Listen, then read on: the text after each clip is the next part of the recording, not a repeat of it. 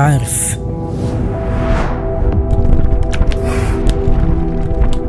أصلي أنا زيك تمام.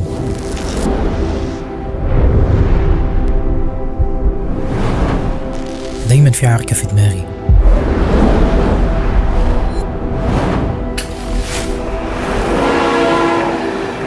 عركة محدش يقدر عليها غيري.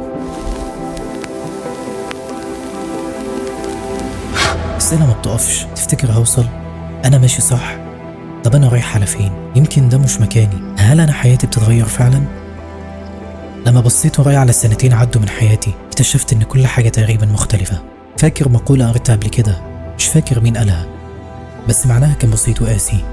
عجيب إنك تبص على يومك تحس إن مفيش حاجة بتتغير، بس أول ما تبص ورا سنة واحدة تكتشف إن كل حاجة اتغيرت. يمكن أنت مش لامس تغيير واضح، بس الأكيد إنك مش نفس الشخص اللي كنت عليه من سنة فاتت. يمكن مع كل العركة دي اتعلمت أعرف نفسي أكتر، بقيت أقرب ليها، فاهمها، بعذرها أكتر.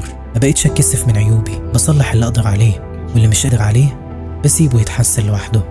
ما بقيتش أعتمد على الحاجات الحلوة ولا أهرب من الوحشة، بقيت شايفهم هما الاتنين وبتعامل معاهم، مش أي حاجة تحصل أبقى مضطر أحاربها. بقيت أهدي قلبي وأفهم دماغي وأسمع ليهم مع بعض بعد ما كانوا طول الوقت ضد بعض.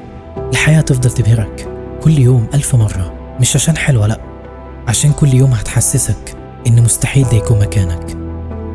بس الإحساس الأصعب مش إنك متأكد إنك مش في مكانك، الإحساس الأصعب إنك أصلا مش عارف مكانك فين. ولو الحياة كل شوية بتأكد لك إنك مش في المكان اللي أنت متخيله، يمكن أنت في مكان ناس كتير تتمناه حتى لو لسه موصلتش.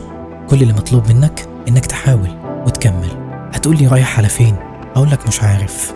يمكن زي ما بيقولوا لو نويت تاخد الرحلة الطريق بيظهر، لكن اللي متأكد منه إني ماشي وما عنديش رفاهية إني أوقف. حتى لو مش عارف المحطة الأخيرة، المهم إني عارف أنا واقف فين دلوقتي. يمكن أصلا مفيش وجهة أخيرة، يمكن الوجهة الأخيرة هو الطريق نفسه. يمكن أنا ماشي صح، وارد. يمكن ماشي غلط، برضو وارد. اللي متأكد منه إني ماشي وباخد بالأسباب حتى وأنا مش عارف الدنيا هتوديني على فين.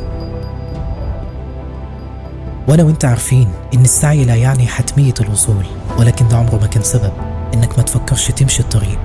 يمكن مفيش وجهة واضحة، ويمكن الطريق نفسه هو كل الحكاية، لكن الأكيد إني ماشي ولسه مكمل. وإن تسألني عن معارك الحياة فمحارب أنا، والحرب سجال بيننا.